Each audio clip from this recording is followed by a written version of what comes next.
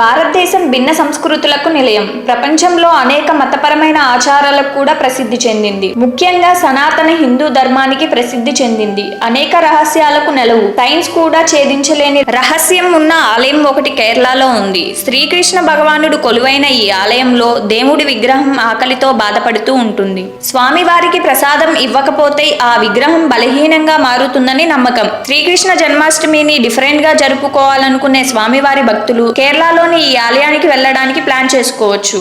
ఈ శ్రీకృష్ణుని ఆలయం కేరళలోని కొట్టాయం జిల్లాలోని తిరువరప్పు ప్రాంతంలో ఉంది. ఆలయంలో ప్రతిష్ఠించిన కృష్ణుడి విగ్రహం ఆకలిని అస్సలు తట్టుకోలేదు. కనుక ఇది ఒక అద్భుత దేవాలయంగా పరిగణించబడుతుంది. 1500 ఏళ్ల చరిత్ర కలిగిన ఈ ఆలయంలో శ్రీకృష్ణుడికి 10 సార్లు నైవేద్యాన్ని పెడతారు. ప్లేట్లో ఉంచిన ప్రసాదం క్రమంగా తగ్గుముఖం పడుతుందని భక్తులు చెబుతారు. కృష్ణుడు తన మేనమామ కంసుడి సంహారం అనంతరం చాలా ఆకలితో ఉన్నాడని, అదే విధంగా ఈ ఆలయంలోని భగవంతుని విగ్రహం ఆకలితో బాధపడుతుందని హిందువుల విశ్వాసం. స్వామివారికి నైవేద్యం పెట్టడంలో కొంచెం ఆలస్యమైన విగ్రహం స్వయంచాలకంగా సన్నబడడం ప్రారంభమవుతుంది.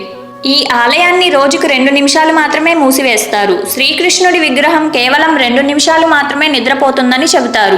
ఆలయ తాళపు చెవుతో పాటు గొడ్డల్ని కూడా పూజారికి ఇస్తారు. తలుపులు తాళం కీతో తెరవలేకపోతే తలుపులు తెరవడానికి గొడ్డల్ని ఉపయోగించి పగలగొట్టవచ్చు. ఈ విషయంలో పూజారికి అనుమతి ఉంది. గత కొన్ని వందల ఏళ్లుగా ఈ పద్ధతి పాటిస్తున్నారు. ఈ ఆలయ ఆచారాలను దృష్టిలో ఉంచుకొని గ్రహణ సమయంలో కూడా దీనిని మూసివేయరు. గ్రహణ సమయంలో దేవతలు ఇబ్బందుల దృష్టిలో ఉంచుకొని శ్రీకృష్ణుడి విగ్రహాన్ని ప్రసాదం అందిస్తారు. ఆలయ తలుపులు తెరిచి ఉంచుతారు. ఈ ఆలయంలోని స్వామివారి ప్రసాదం తీసుకున్న వ్యక్తి అతని జీవితంలో ఆకలితో బాధపడడని నమ్మకం.